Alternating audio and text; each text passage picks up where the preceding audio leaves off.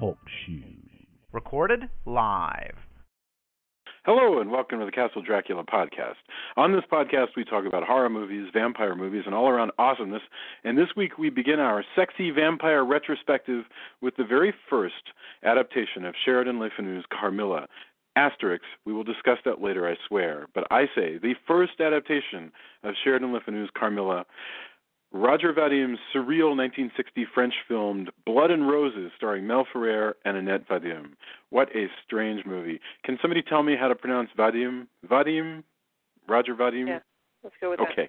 that. We'll go Bear in mind that if you haven't seen today's movie, we're going to be talking about it from the perspective of horror fans who have. So warning, spoilers ahead. I'm your host, Jason Henderson, author of the brand new Alex Van Helsing adventure Triumph of Death in hardback and ebook from HarperCollins, so look for it at Amazon or your local store. With me are Drew Edwards, creator of the long-running horror webcomic Halloween Man, which you can find at halloweenman.com. Say hello, Drew. Hello. Hello. Tony Savaggio, creator of the new manga Psycom Book 3 from Right Stuff and Tokyopop. Say hi, Tony. Howdy. And with color commentary from attorney Julia Guzman. Say hello, Julia. Hey, it's good to be back. Last week I was in the box in the chat room, and it was really weird. So shout out to my peeps in the chat room. So yes, that was freaky. She had to be silent last week. All we had were her comments as she yelled them out, and I tried to include them, but I wasn't always able to. Yeah, and so when she got it, so then there would be like these asterisks across the stream, like, mention the shoes, or whatever. Okay, so welcome back. Blood and Roses, as I said, is the first adaptation of Carmilla by J. Sheridan Le Fanu, and it's really only an adaptation in tone, because other than that, it uses the characters' names of the vampires in the book, and nothing else, nothing. Blood and Roses tells the story of lonely Carmilla, a young woman of means who has come for an extended stay at the country estate of her cousin Count Leopoldo Karnstein of Italy, who she grew up with and is still in love with. But Leopoldo is to be married to the Audrey Hepburn lookalike Georgia, so Carmilla sulks and whines. But when a fireworks display cracks open the tomb of Carmilla's vampire ancestor Millarca, Carmilla begins acting strangely, stalking young women and trying to seduce both Georgia and her cousin. And I wouldn't dream of giving away the dream Georgia has or the strange ending in something as paltry as this synopsis, nor could I really even try. So,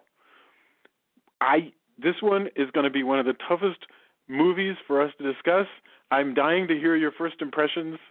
Let us start with the lady of the house, and then let it go Tony and Drew, and then I'll wrap it up. So, first impressions, Blood and Roses, Julia. Well, first I would say it's funny that you said that she looked like Audrey Hepburn, because Audrey Hepburn was actually married to Mel Ferrer, who, by the way, is no relation to Miguel Ferrer or Jose Ferrer. He is not related to Miguel Ferrer or Jose Ferrer? No. That's depressing to me. I was really hoping. No, I thought for sure they would be, but no, I like that. They're not. Anyway, I think it is an interesting movie, really interesting. I mean, it's beautiful visually. It's weird visually. It does some things that you think, okay, normal, and then all of a sudden it goes off the deep end into like Tim Burton territory or something, or what's his name? Again, I can't remember his name. That did Baron Munchausen. Oh, Terry Gilliam. Terry Gilliam. Yeah, there's like every once in a while I'll suddenly be like, whoa, this is freaky.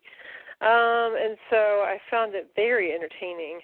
And of course, it's damsel in distress stuff and all that, and that good old Victorian stuff. It's really actually quite Victorian, even though it takes place in 1960, which is kind of interesting. But I liked it. I thought it was a lot of fun to watch. Well, okay, a lot of fun to watch from you, Drew, Monsieur Drew. Your first you said you were going to go to taste of Tony. this film. Oh, okay, all right, Tony, Monsieur Tony. Okay. I apologize. Oh no, either way, it's fine. Yeah, I liked a lot of this movie and was ambivalent about a lot of it. Like, it's not. I don't think it's a movie I would watch a lot, even though it's got a lot of great bits. I don't foresee this being one like, oh man, it's been a long time since I've seen that. It's cool to watch every once in a while, and it had been a little while. But I don't know.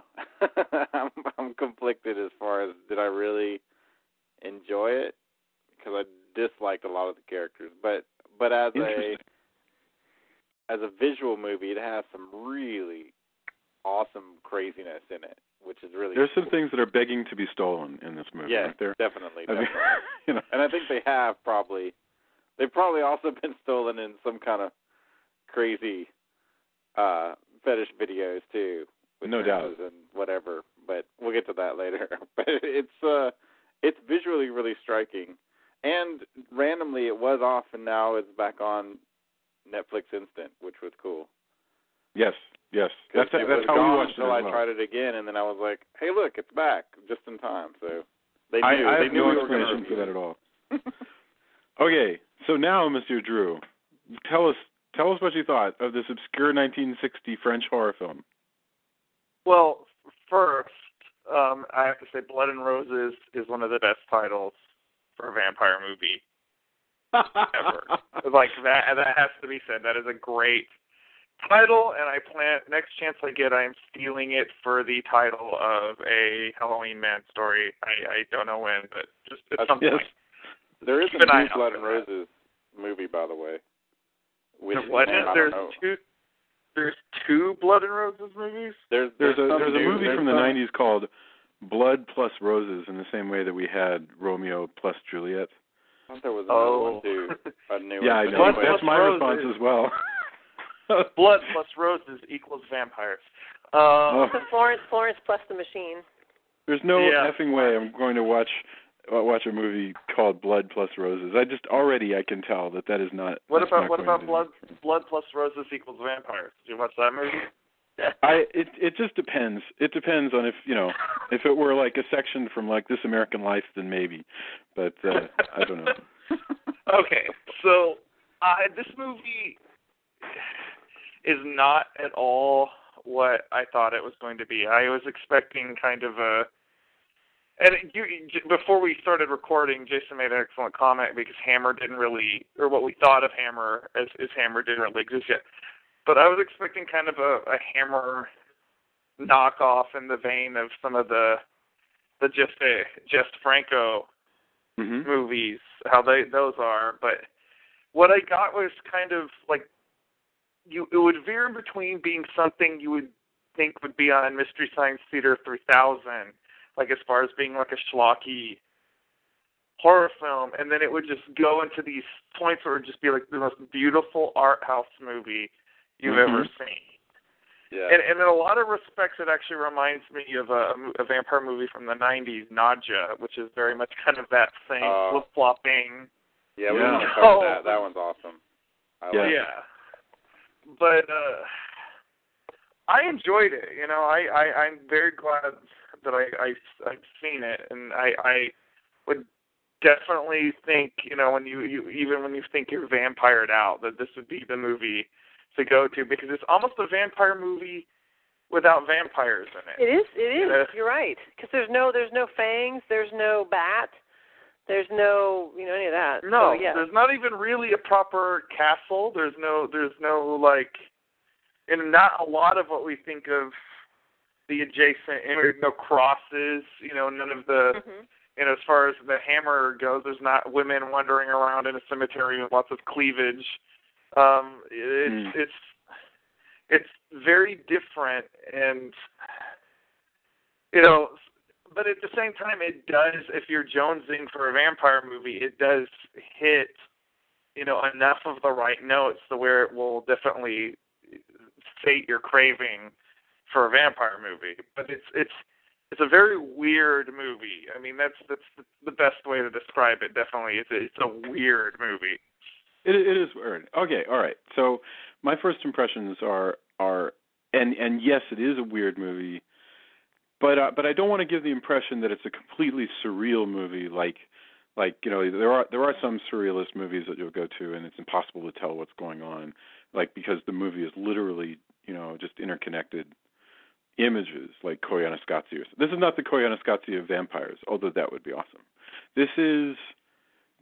I love this movie. I love this movie like a certain class of horror films, like The Terror, which is a way worse movie than this, or Castle of Blood, or Crypt of the Vampire, or a few other movies like that are heavy-duty mood, and it's really sometimes hard to get a grasp of what exactly is going on, but they're enjoyable to watch. And I said that it was hard to synopsize what happens in this movie, and it's because it has a kind of a dreamy sort of feel, and so I love this certain class of films like that, even though they are movies that can almost put you to sleep, because they're dreamy and beautiful, and you can almost kind of drift with them. And so 20 minutes have gone by, and it's hard to explain what's happened, even though this is not a very long movie, and it is full of beautiful images.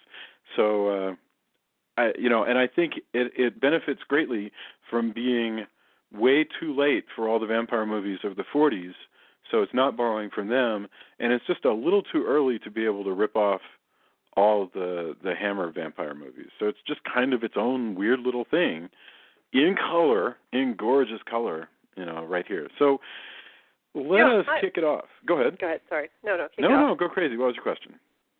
Well, you can kick it off.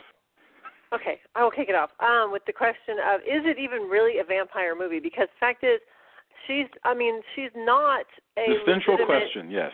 She's not a legitimate vampire. It's not a physical vampire who needs to drink blood to live, and she's like all the. It's more like a ghost. It's more like a spirit that possesses. Okay, so let's set up how we get there, because like ghost of a vampire. If somebody's coming in, I know that's going to be really confusing. So let's figure out how we got here. Now, when we open up, it is the groovy 60s, or rather, it is the groovy 1960. It is the groovy 1959 or so. And it's Madman in says, Italy.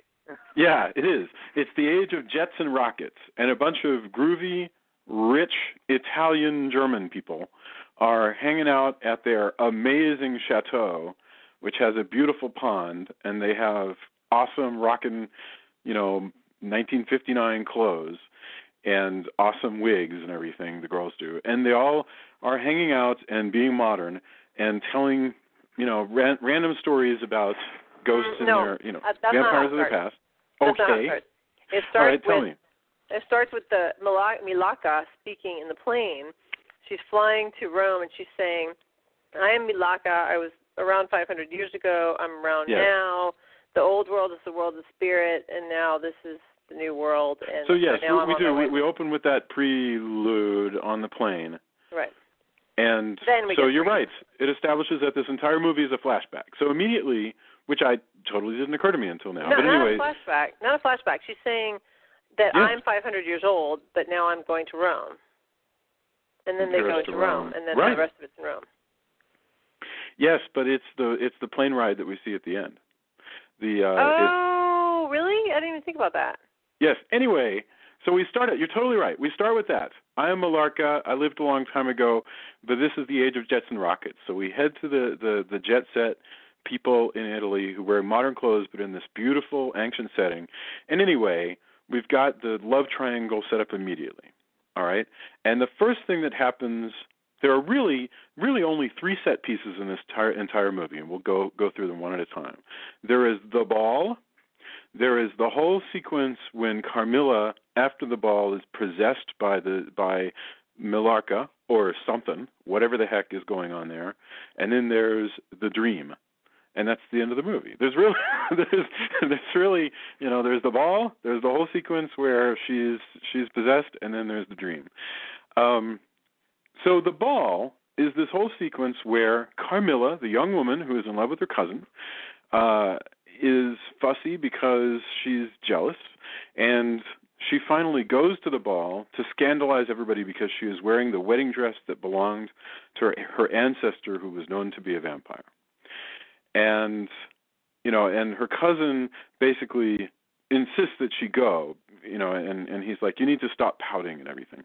And it is this wonderful little, I thought it was interesting, this sort of unrequited love, the fact that she's in love with her cousin and there's nothing that anybody can do about it. I thought that was cool. She wears the wedding dress. She goes down to the party. That has echoes of Hitchcock's Rebecca, where Rebecca wore the dress from the painting, and that scandalized everybody. And we go after that, and we get like the first like super duper amazing should be on a coffee table book image of the movie, which is where, did you guys notice this?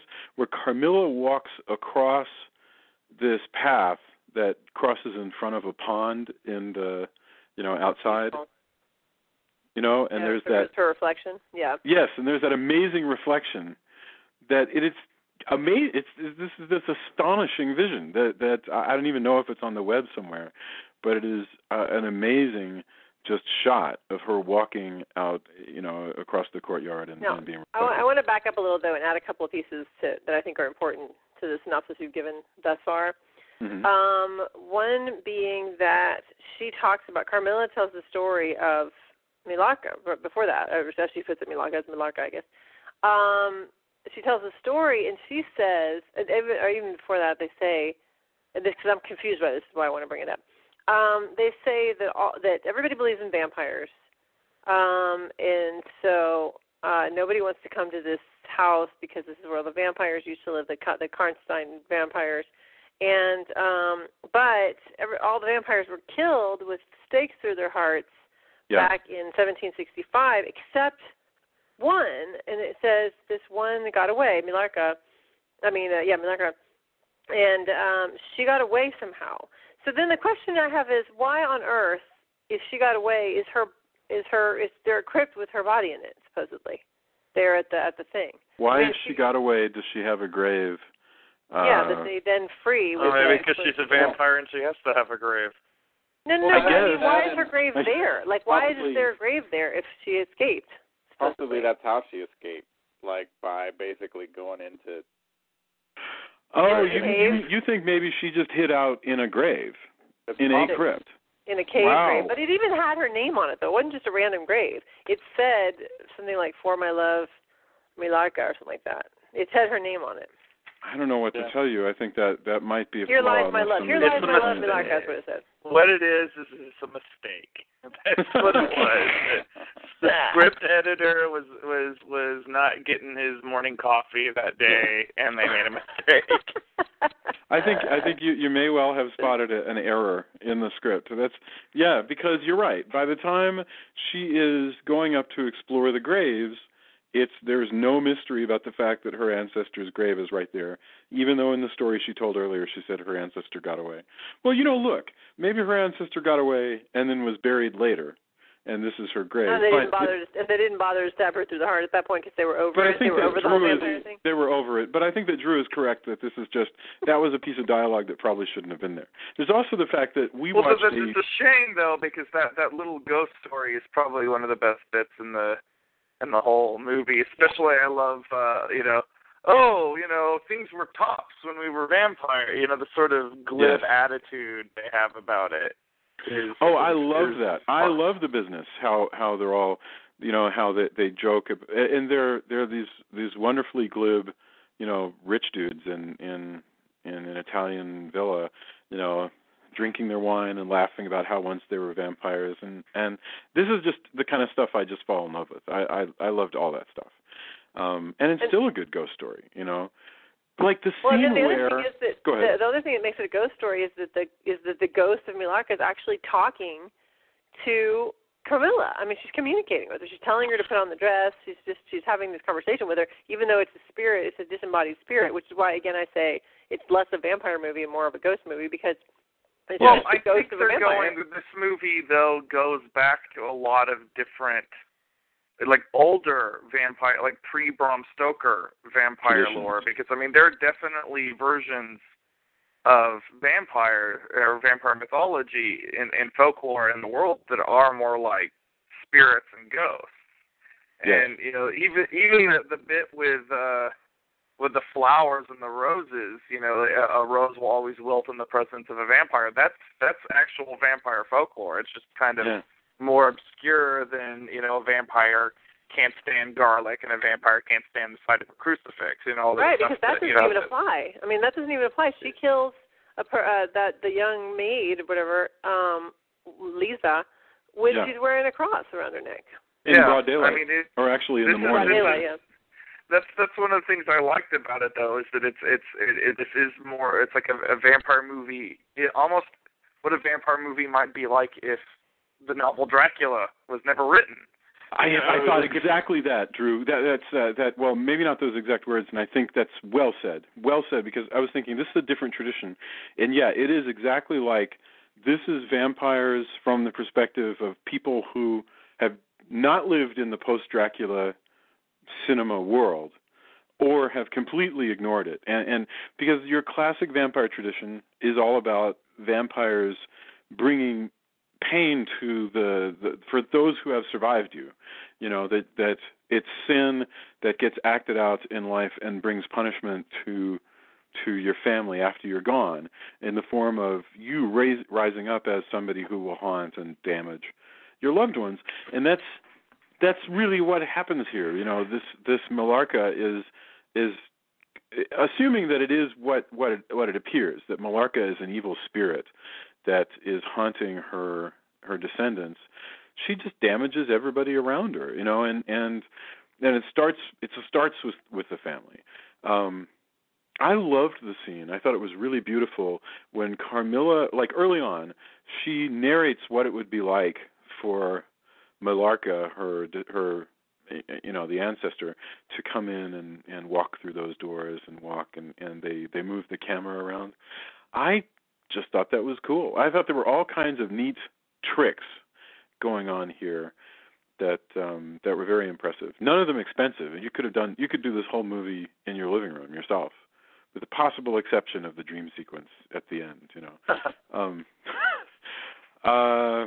I say that, and also, of course, this movie benefits better than any of the Hammer movies from a practical set that is beyond belief. It seems to be filmed, much of it, on this actual estate. I have no idea what this castle is that they're filming at, but it is cool.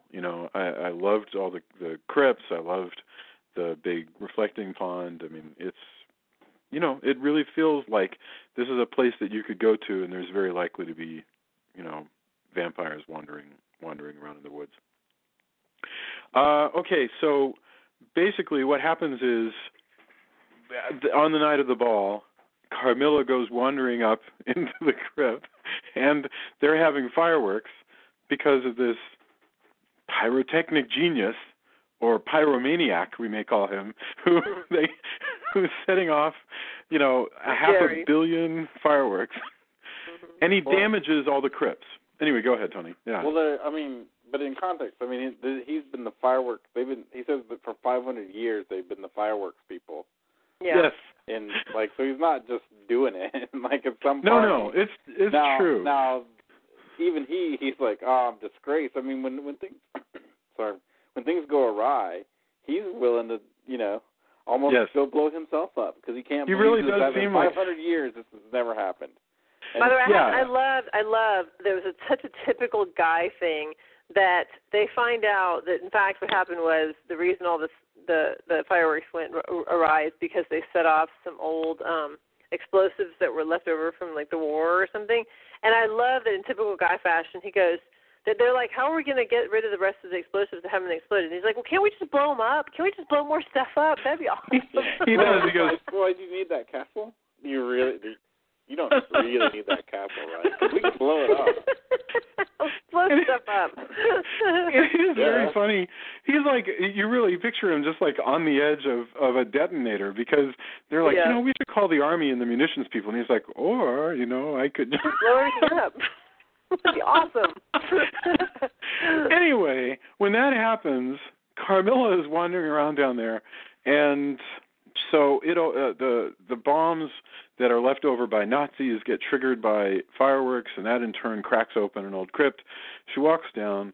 She opens up a really lovely grave, and we do not see what happens next. All we see next is Carmilla comes back to the estate, and now she's acting weird. And we do see what happens. What we see, what we see is we see her. She goes in there, and she's supposed to, and Millarca's talking to her and saying, "Touch the grave, touch the grave." And like I said, the grave. Okay, so says, you raised the point of this narration. Here lies my love, Millarca.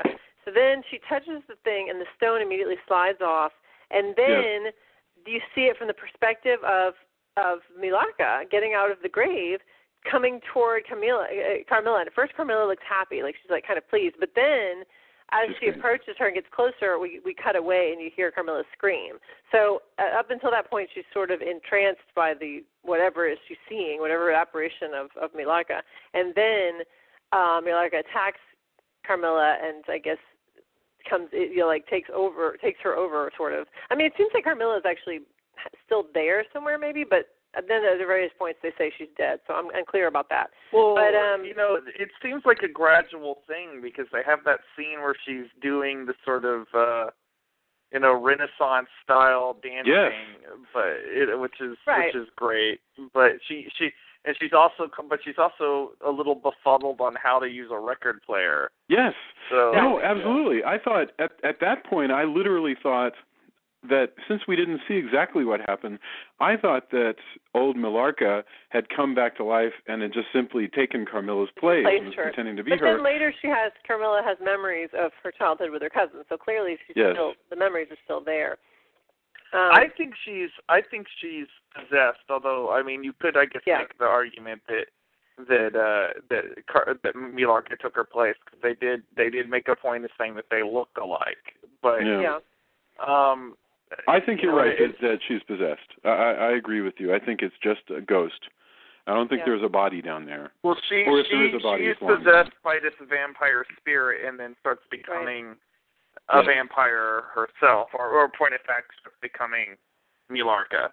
Or maybe she's just crazy. I mean, you could also make that argument that she's just so let's follow this section. In that section where, well, I don't think she can be crazy because all of a sudden she knows stuff she shouldn't know. Like, she knows all that stuff about history, about the 1700s, and the professor guy's like, you're right. well, that's not right because blah, blah, blah. And she goes, no, it's right. And then he goes, and he appears to look at his iPhone at that point, which I'm like, what is he doing? Yes, he does. He looks down for a moment and he goes, she's right. It was 1759. I can only presume he's, like, counting on his fingers and going. But you're right. It did look exactly as though he had, like, gone, Wikipedia, the Great Flood. Google it!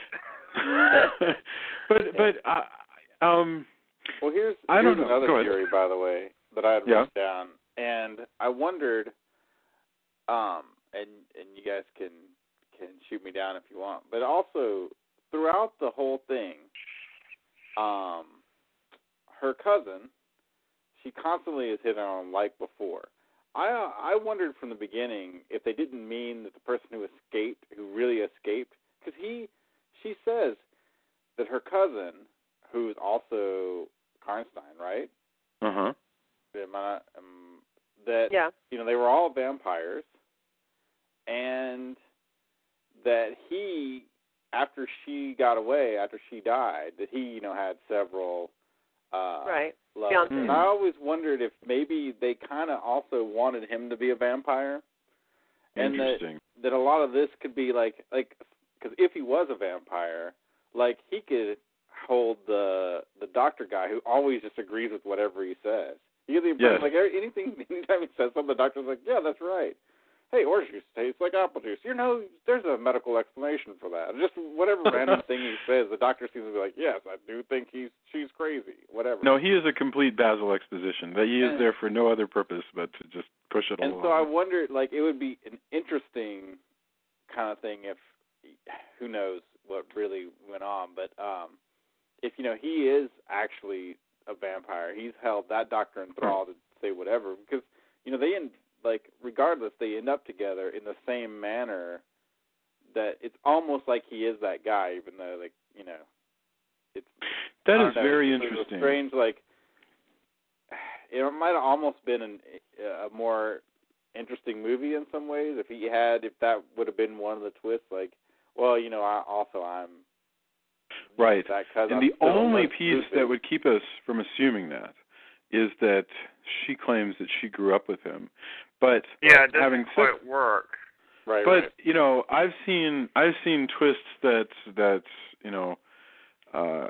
went against fiercer dialogue at the beginning of movies. Well, you can always all the dialogue is a little bit like again at the beginning they make mistakes.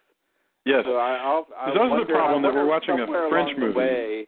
Like it felt like that a couple of times, like where they kind of were heading maybe in that direction, and they well, she knew him when she grew up, you know. Yes. And so there's all those little bits that almost you're like, hey, that'd be cool.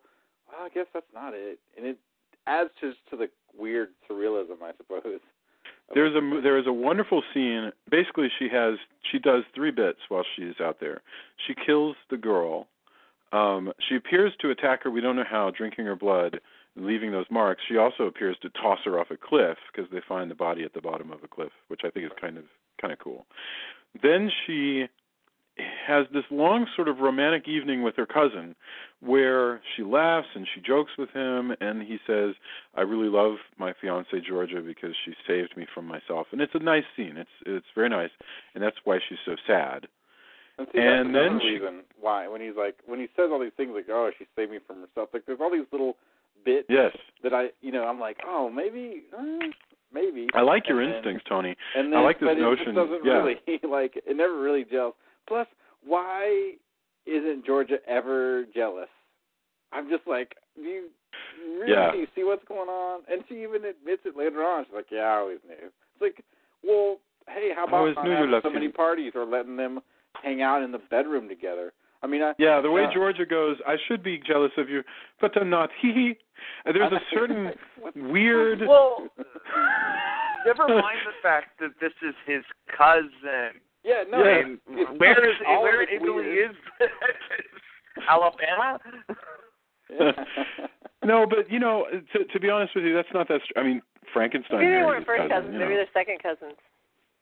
We don't know. I mean, cousins. Believe me, cousins in this day can marry, and now.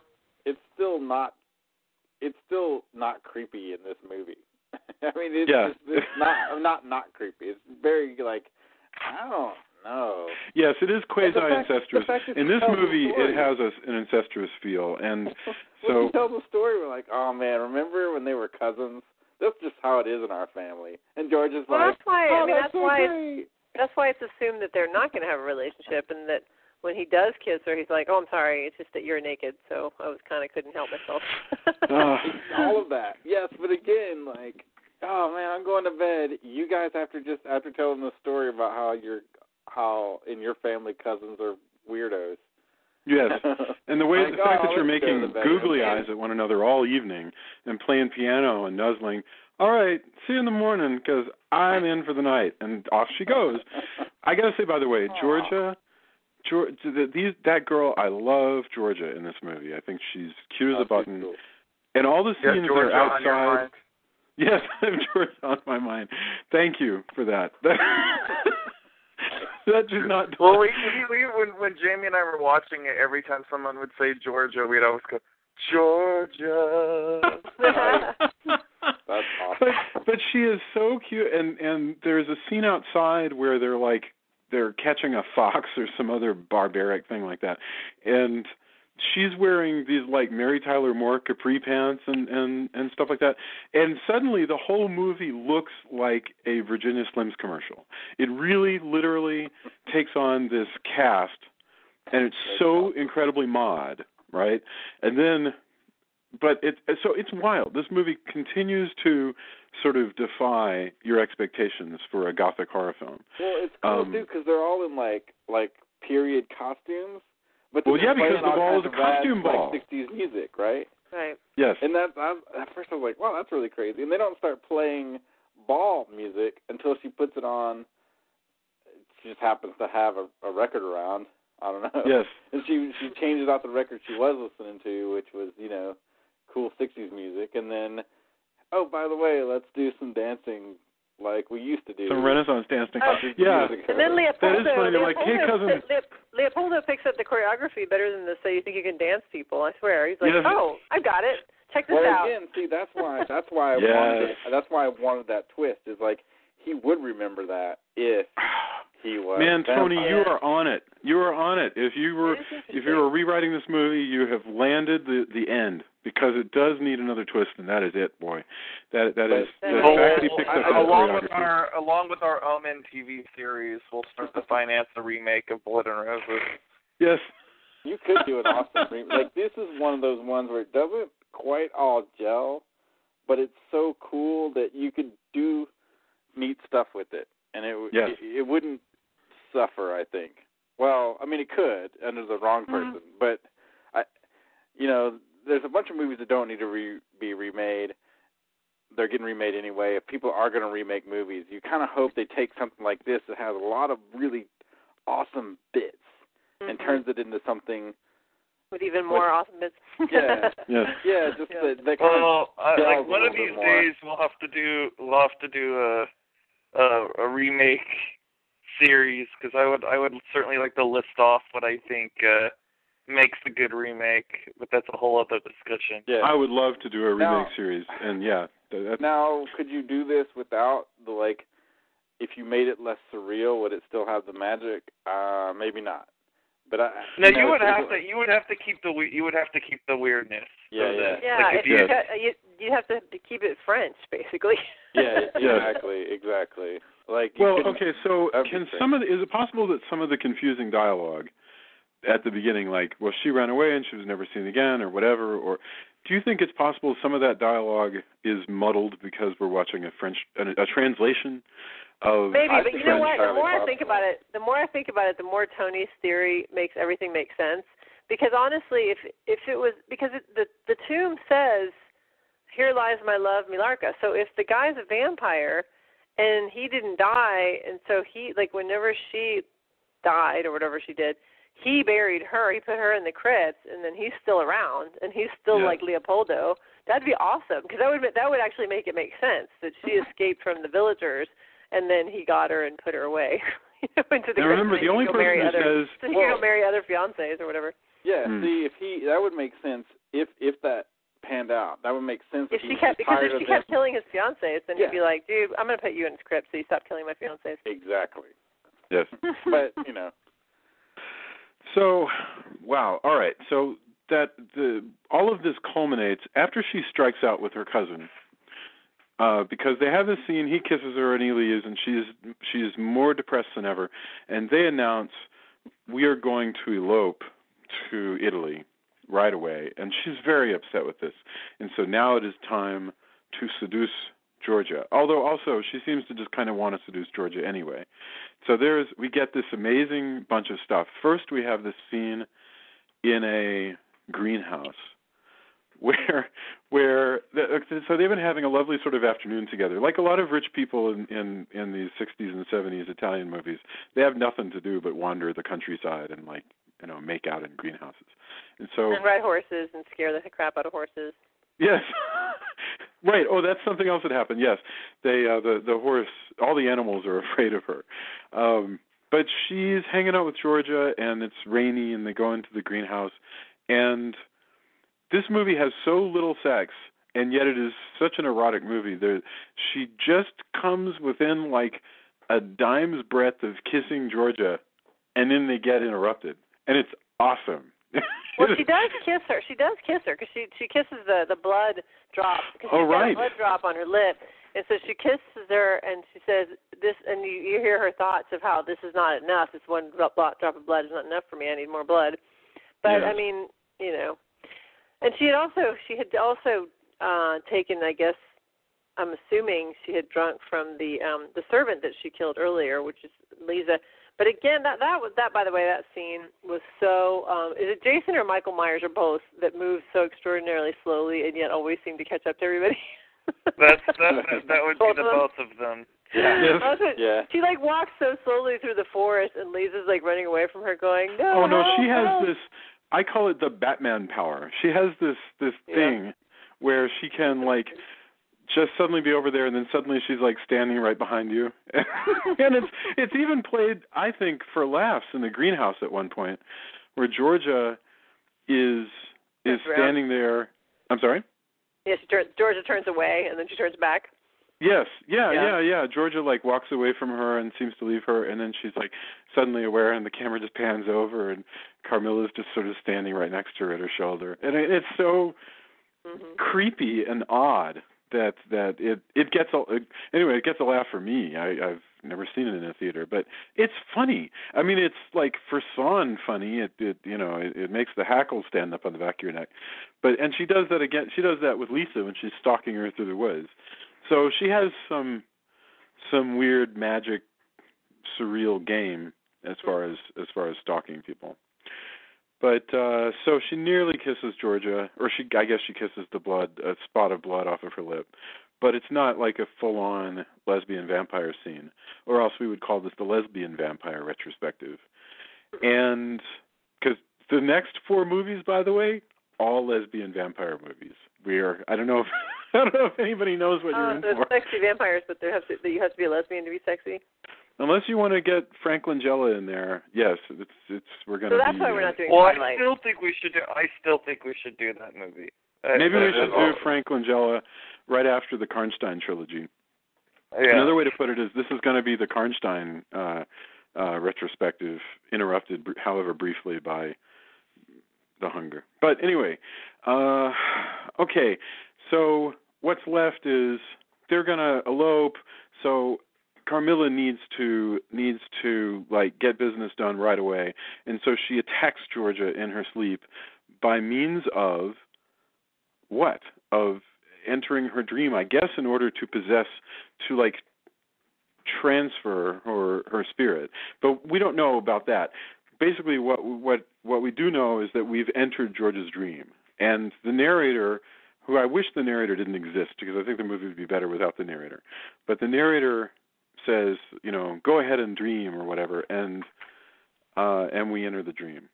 But it's not a narrator; it's the actual spirit.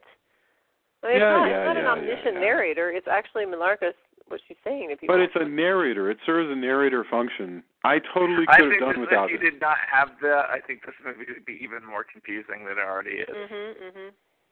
Well, I mean, sometimes it seems to be there just helpfully to explain stuff. Like the narrator will tell us, "Come to the grave. Just the slightest touch will make the gravestone slide out of the way." Well, I mean, you could have seen that. I guess it's useful to have the narrator to let you know what's going on. See, here's the thing. I think I kind of agree with Jason. Like, there's some things, yes, I think we need that. Maybe that's why they added that. I wonder if it was in the French one. I'd have to, like, in the dub. I'm dying to know. Like, I really know, but like, it's just there's plenty of just show don't tell. Like, yes. Why do we don't need to know? Like, come closer, just push. Like, it's obvious you're gonna push on the grave. It's really obvious, like, what's gonna happen. Right. By the way, speaking of awesome titles, often there's no like. It's like it's a movie. We can see that. If it was a storybook record, fine. Yeah.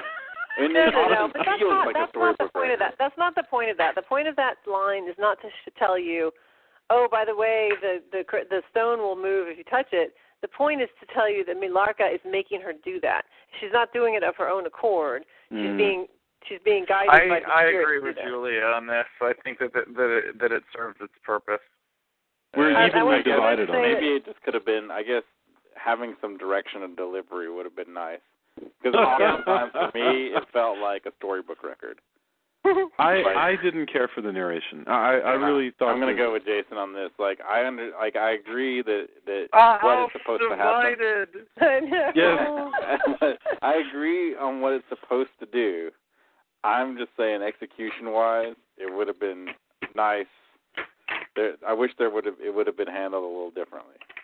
I think I want to say about the fact that it's a French movie, by the way, is that the title for the original French movie is also equally awesome because it's Et mourir de plaisir, and it's like and to die of pleasure, which I think is an awesome title. Wow. That's also better already. Yeah. Like, I wonder how. It's weird that I wonder if you can even get the original. Well, Tony, I'm looking around. There has to be like the Criterion Collection version of this out there. I don't know that, but I found a bootleg online that is a Blood and Roses DVD widescreen French print, 1960. It says with English subtitles. So I think that's definitely. That. I haven't found that around. I mean, I guess I should have checked like Vulcan or I Love Video, but when I was looking around, I didn't see it readily. I've never seen this before. Vulcan, I mean, this is just some bootleg. Vulcan does not have it at either of its locations. So for you, the living who are listening to this podcast, this is a movie you can catch right now on Netflix streaming for some reason that boggles the mind. Also, somebody's posted on YouTube. Who knows how long either of those things will last. Drew has a copy at his house that I burned. Well, there's you can borrow it, but you have to ask real nice. But the Blood and Roses has came and went. Like the other day when I looked, I don't think it was there, and then really, like I said recently, it came. I'm pretty sure. Well, you couldn't it's back get now, it mailed we watched to your house. That was the thing that I thought was crazy. It was only on streaming. That's right. But that happens a lot. Drew, where basically different people will have the rights to a DVD versus the rights to stream, and so those two libraries continue to grow, and they grow in utterly different directions. There's a heck of a lot of stuff on the streaming, and there's also a heck of a lot of stuff on the DVD. They're just going on, and I love if you are considering after you get high-speed internet, if you're considering switching. I would give it some real thought. If I had high-speed internet in my apartment, I would switch in a heartbeat. But I'd at least opt for both, I guess. But so this is far afield, however, from the surreal dream. Back to the movie. Tell me about what you think of the surreal dream. Even before the dream, real quick, I want to say. Carmilla has already seen visions of herself, I think it's before the dream, maybe it's just part of the dream, of herself with blood on her breast. I just want to mention that. Yes, once. We saw that motif once. She saw blood right at the breast after she killed Lisa. So now when but she it's not makes... really there, because in the mirror, it's not. I mean, when we see from regular, like somebody else's perspective, it's not there. Yeah. But when the dream occurs, that the first thing that Georgia sees in her dream, again, assuming that we can rely on the narrator, and this is actually all Georgia's dream, and we will post the dream sequence itself on the Facebook page. You will love it. One of the first things that Georgia sees is blood streaming down Carmilla's neck, and it's this amazing scene because it's all in black and white except for the blood, which is this like incredible candy apple red. But it's not on her neck. It's not on her neck. It's on her dress only. Correct. It comes from beneath her scarf and sort of streams out over her blouse. And then we head out like into a Fellini film, where there's all kinds of people like dancing in the courtyard, and then and then for some reason so she's in this great courtyard of this castle, and she looks over at the gate, after and the gate becomes a pair of French doors, big glass, double doors, and beyond the doors it's water, and the dead Lisa is swimming and beckoning to her. Oh yeah, that's straight. That looks like something straight out. I know you said you want to do it on the when you post it on Facebook. Looks like something straight out of House. Yes, a Japanese movie. Yes, it does. Oh my God, you're completely right. And then she's in the room.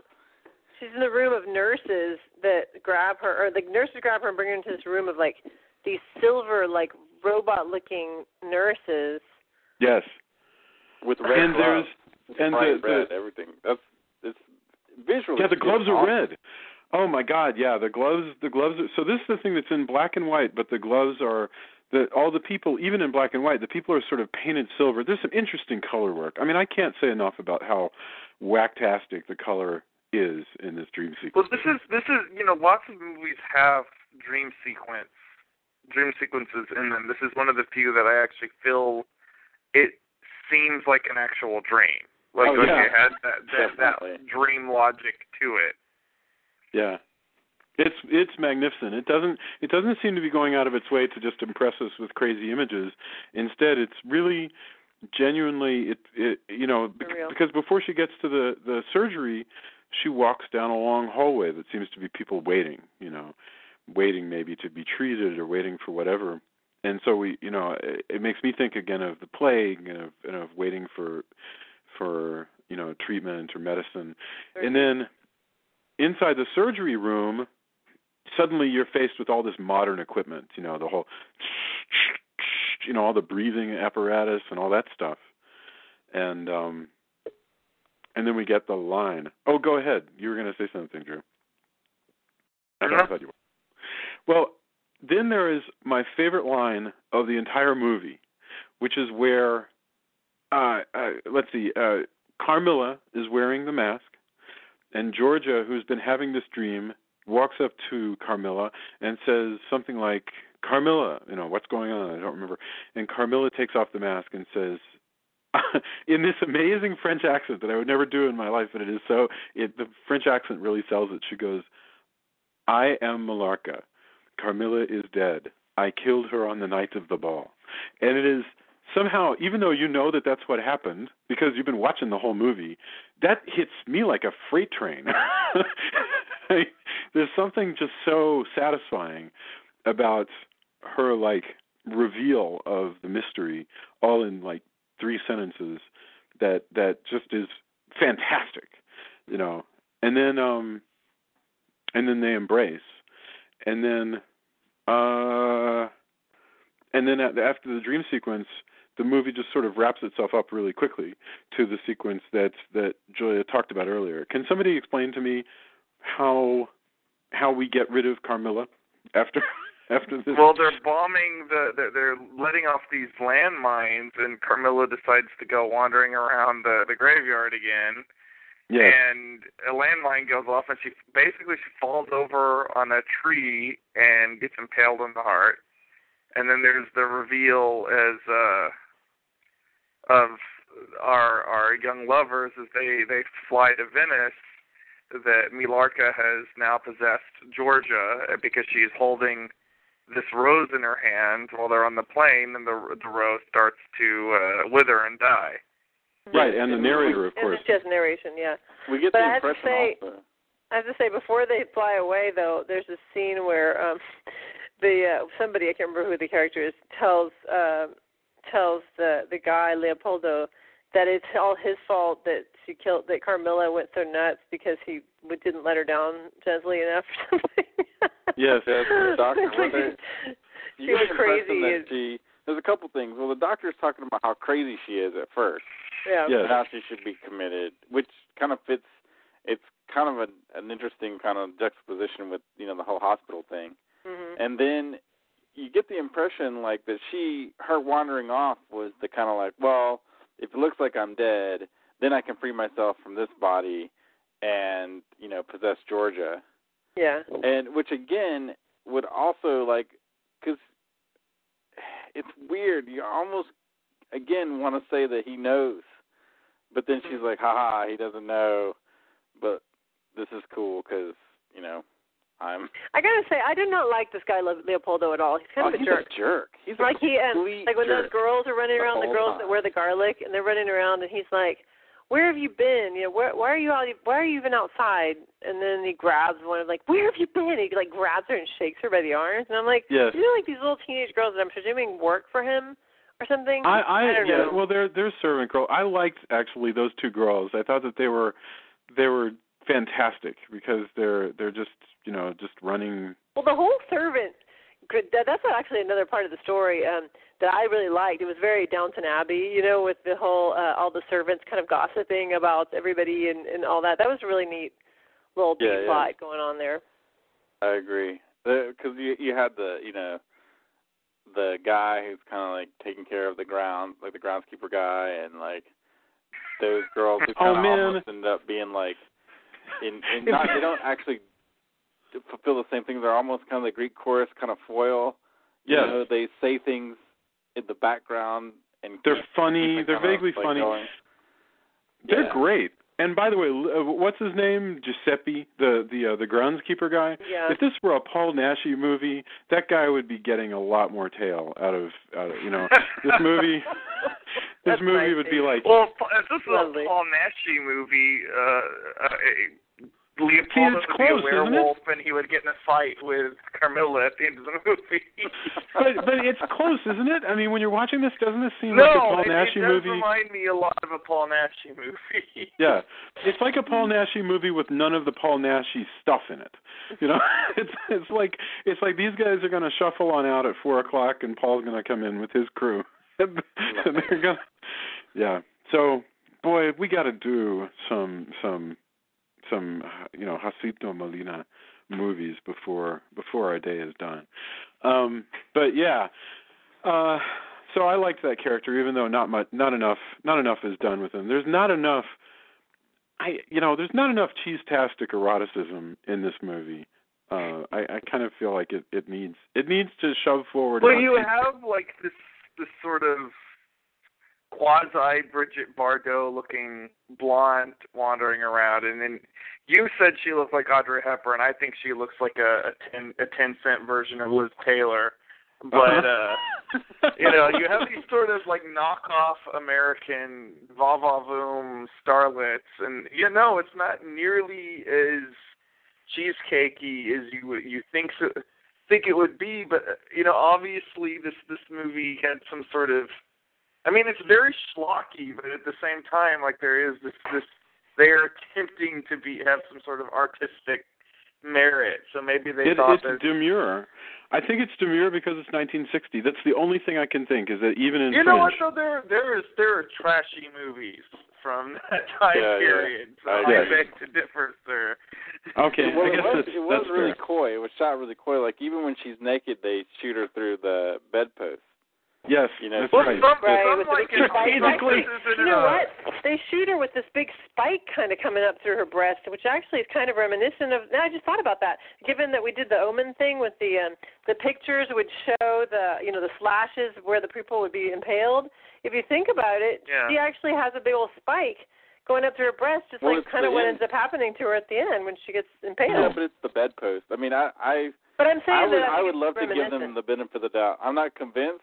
Hey, maybe they're really good cinematographers. Maybe they did that. I don't know. I go back and forth on whether that was like, hey, we can shoot it this way and this will cover her breasts, or hey, we'll shoot this and it'll be spiky, which will foreshadow. I think it's. I hope it's yet another thing that I'm not entirely convinced, but. It's a strategically placed piece of furniture, just like in that long sequence. And everything, unfortunately, everything is Austin Powers to me. But it's exactly that. There. I want to say something. This is backtracking just a few minutes, but go crazy. Some Like It Hot is not. It's not a horror film, but it came out a year before this. It's a comedy, mind you, and it's about a Hollywood movie, but it's far more risque than this movie. By a long. Now I will start singing pop songs. Some Like It Hot. Anyway, go ahead. That's yes. Oh, Robert Palmer. Okay. No, and you're right. And we've seen a lot of like cheesy '50s films, like I don't know, Hollywood After Dark and stuff like that had a lot more sort of brutality. Although they don't have, none of those have girl-on-girl kissing. So I'm telling you, I guess that was probably daring. I think that was probably daring for its time period. So just bear in mind how quickly everything changes. Because what year is Emmanuel? I knew you were going to go to Emmanuel when you were talking about all the erotic movies. I was like, how many? I should have counted down. What's the countdown until he starts talking about Emmanuel? Drew, I think we stumbled into something.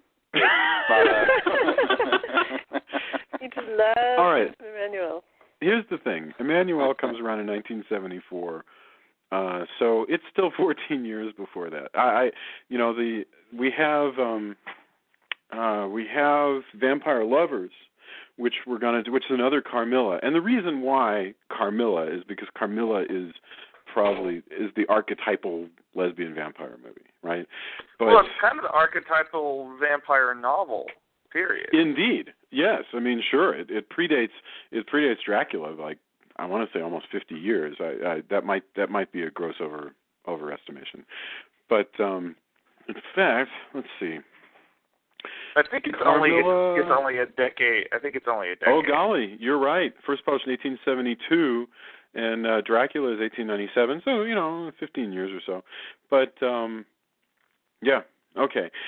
So 72, 82. Oh no, 25 years. 25. All right.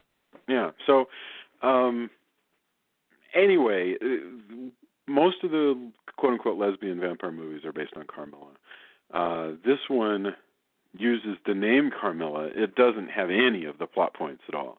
But what it does have that is from Carmilla is that whole sort of electric excitement of eroticism without anything ever actually coming of it, quote unquote, on screen.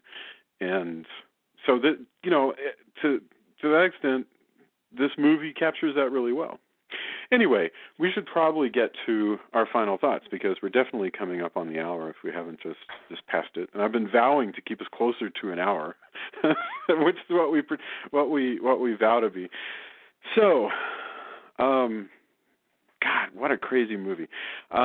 Final thoughts, and also this time let's do final thoughts. And if you have an endorsement, throw it in here. Let us start with Miss Julia, if you want to tell us your final thoughts about Blood and Roses. Well, I mean, like I said, I like it. I think it's more of a ghost movie than a vampire movie, so I think that was really fun and interesting. And I would have liked to have had that one bit explained to me, but now I'm actually satisfied with Tony's explanation that the guy is actually the vampire, so I'm going to go with that.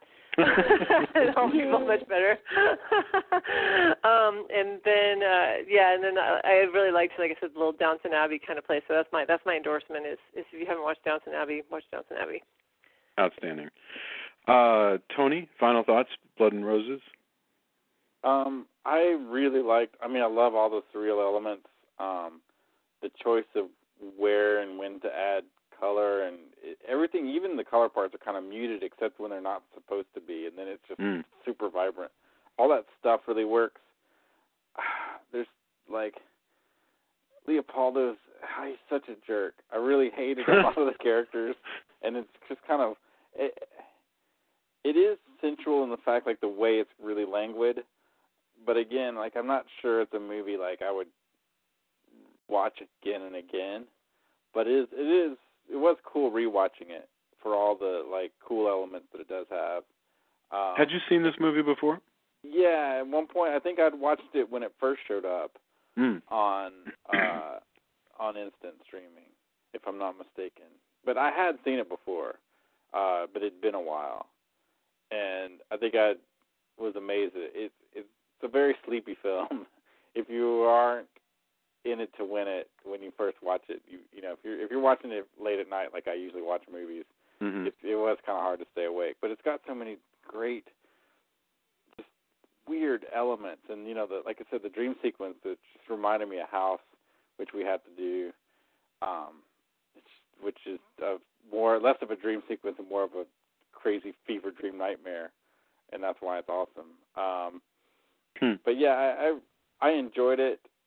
But it's definitely not my favorite. And it is, there's vampirism in it, but it's more usually a possession kind of movie. So yeah, kind of interesting. Yeah, I think that's right. That way. Drew? Oh, wait, Tony, did you have any endorsements? Oh, yeah.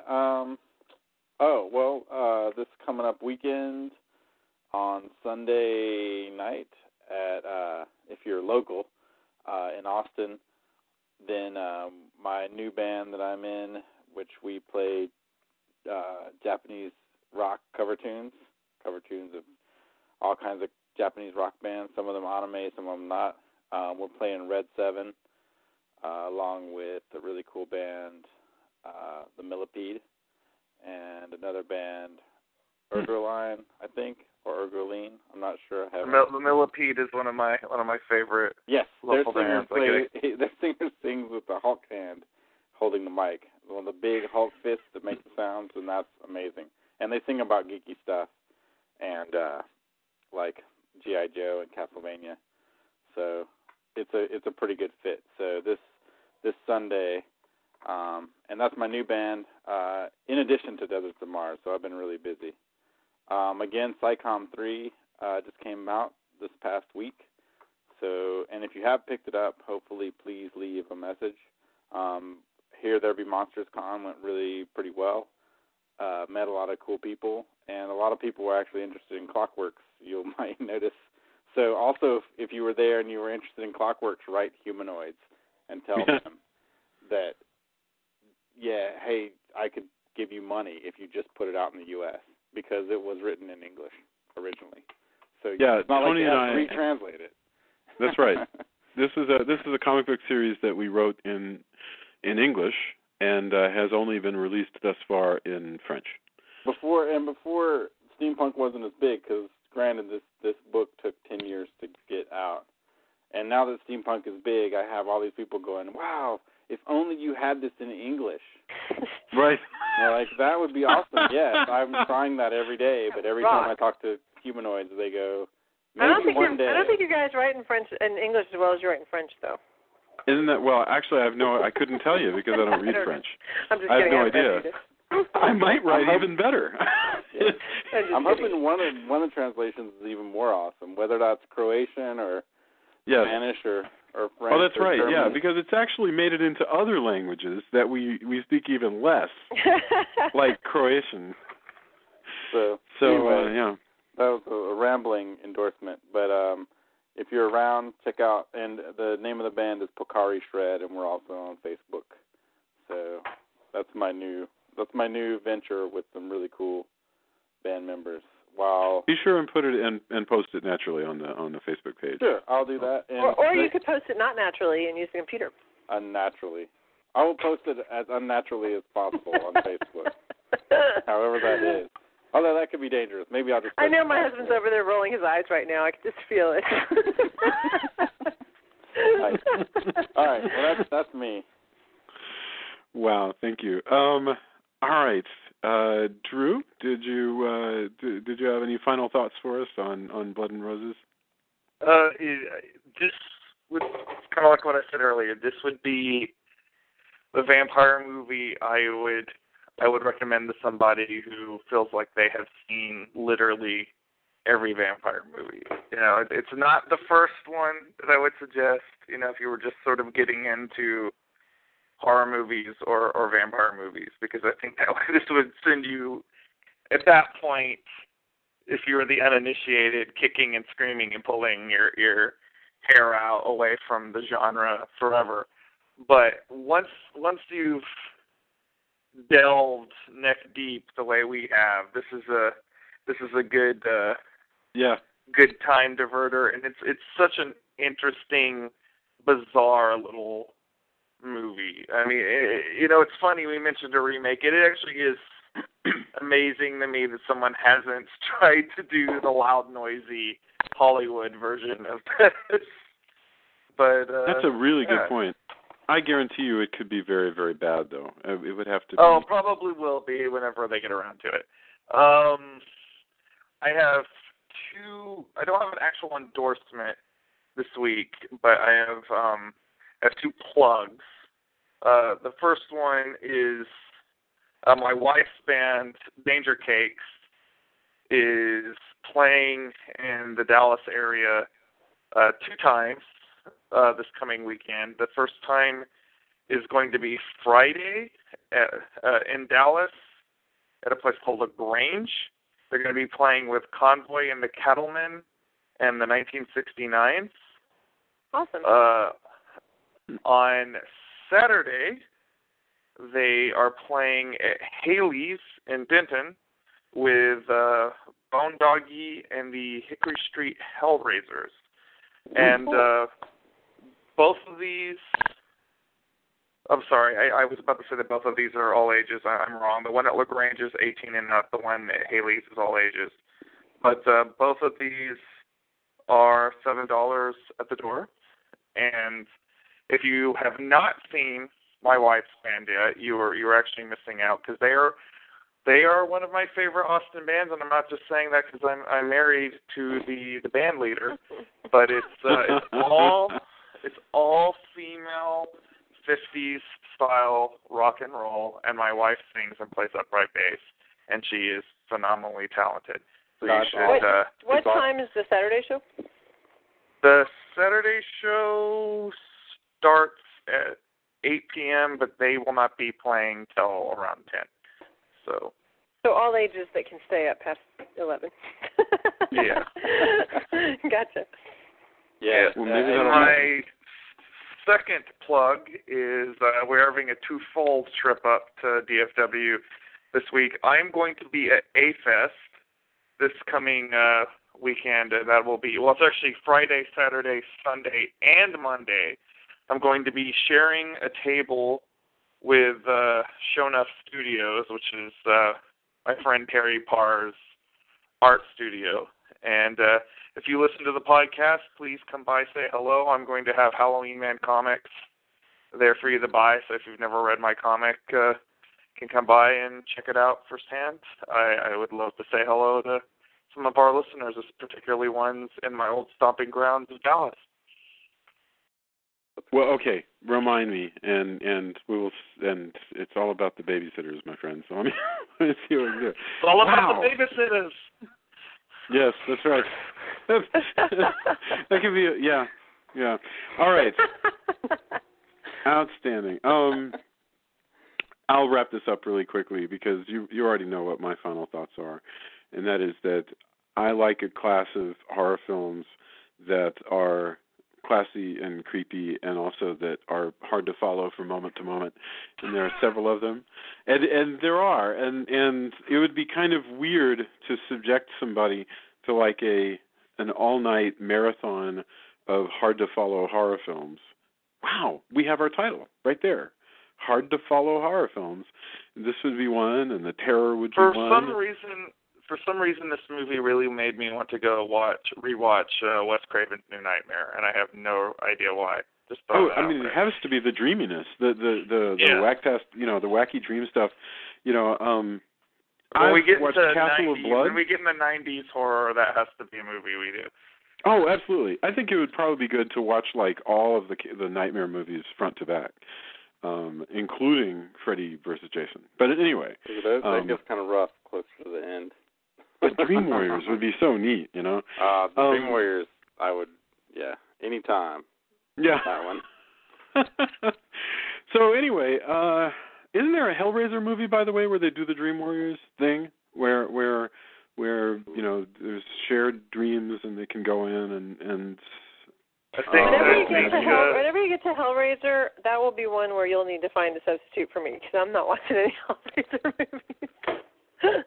Anyway, that might be something we can drag Jamie in as our token female, because she likes those movies, which I am amazed by the fact that she does not find them completely terrifying. Well, past two, they're terrifying for a wholly different reason.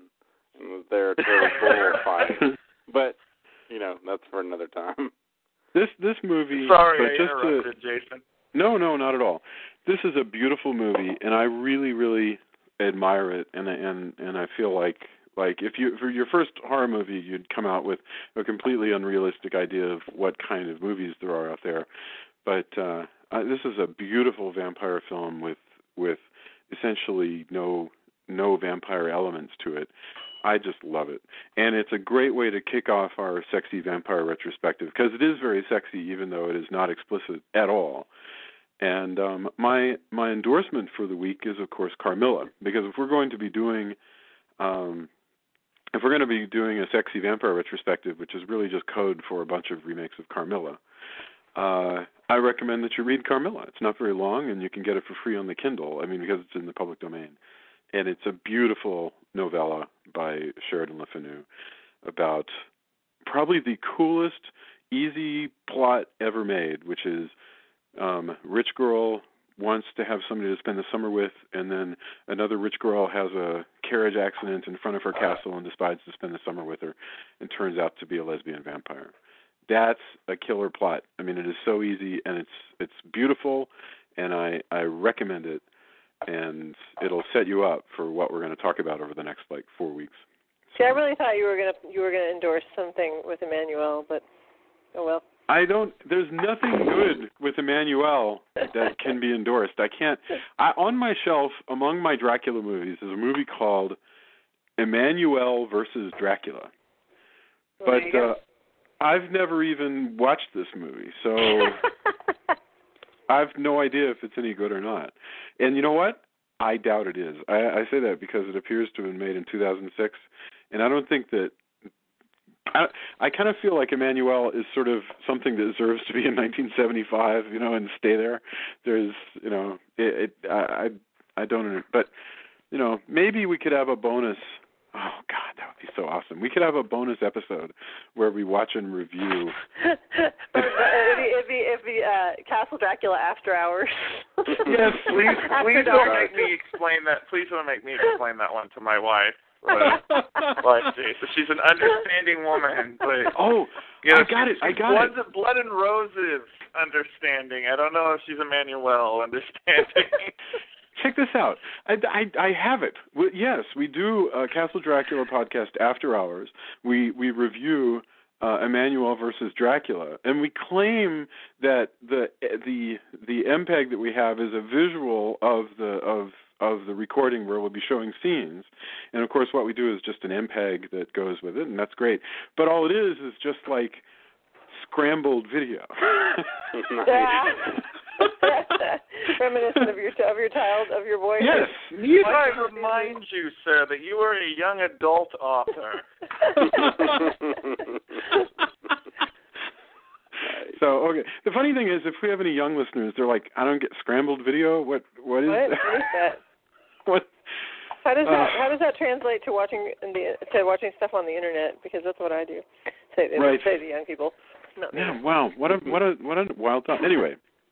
So maybe someday. It's as awesome as Baywatch Nights, which is. Oh my God! It would be so cool to do some Baywatch Nights. All right. Thing. If they put together a couple of Baywatch Nights episodes and showed them in like one theater in Sri Lanka, then we would be good to go to review it as a movie. Now I'm wanting to see Dracula versus Hasselhoff. I think there is a Dracula episode. Maybe there's something like that. If we were going to do Dracula versus, if that was the retrospective, Dracula versus, there's so many awesome Buffy. Dracula versus that would become Dracula versus Buffy. There's Dracula versus the Hardy Boys, which is a great episode. Ooh, that was nice. Oh yeah, it's got Lauren Green. Is there Scooby Doo? One of my biggest career regrets is what ended up happening with the Friday the 13th series, because I was going to do Dracula versus Jason, but that's a whole other can of worms. Oh, the Friday the 13th comic series. Yeah, that I was very briefly attached to, and I mean briefly, and I had in my series Bible in blocked out issues Dracula versus Jason. You would have been really, really good at that too. You can still do it and just change his name. It's like no. It's not the same. No, I know. I know it's not. To call him hockey mask guy. Alucard. Yes. The one legitimate use for that. Alucard versus Mason. Yeah. Yeah. What's the guy in the ROM, the old arcade game, who looks like Jason and he's the lead? Oh yeah. That's Splatterhouse. I don't remember the character's name though. It doesn't matter. I mean, if they can do it, then you can do it. Anyway, that's enough. We've taken up. I was trying to get this thing under an hour, right? And then we spent the last 20 minutes talking about. Having us talk about. It's freaking Emmanuel. That's what it is. All right. Thank you, everybody, and please leave comments on the Facebook page. We desperately need your votes and your comments so that we can hold our head up and not feel like my discussion of cheesy 1970s softcore is driving everybody away. So, thank you. Have a fantastic week. We'll be back next Monday with the hunger. Awesome. Bye. Later.